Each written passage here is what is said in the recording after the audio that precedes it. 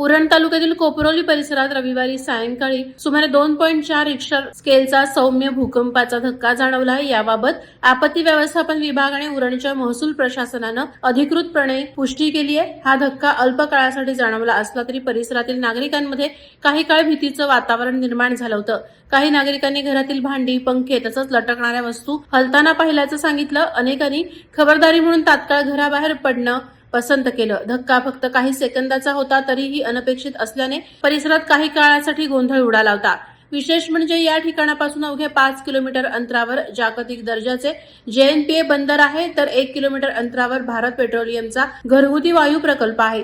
त्याचप्रमाणे ONGCचा तेल शुद्धीकरण प्रकल्प आणि वायू विद्युत केंद्र ही जवळच असून जगभरातून आयात होणाऱ्या कोट्यवधी लिटर तेलजन्य आणि अतिज्वलनशील पदार्थांची साठवणूक याच परिसरात केली जाते। त्यामुळे उरण परिसर संवेदनशील म्हणून ओळखला जातो। परिसरात भूकंपाचा सौम्य धक्का बसल्याची माहिती उरणचे तहसीलदार डॉ. उद्धव कदम यांनी दिली असून सध्या कोणत्याही प्रकारची जीवित किंवा वित्तहानी झाल्याची माहिती नाही। प्रशासनाकडून परिस्थितीवर लक्ष ठेवण्यात येत असून नागरिकांना घाबरून न जाता सतर्क राहण्याचं आवाहन करण्यात आलंय। वादळवारा लाईव्हसाठी न्यूज ब्युरो, उरण। नवी मुंबई व रायगड जिल्ह्यातील ताज्या बातम्या आणि घडामोडींसाठी सबस्क्राईब करा वादळवारा लाईव्ह चॅनल आणि दाबा बेल आयकॉन।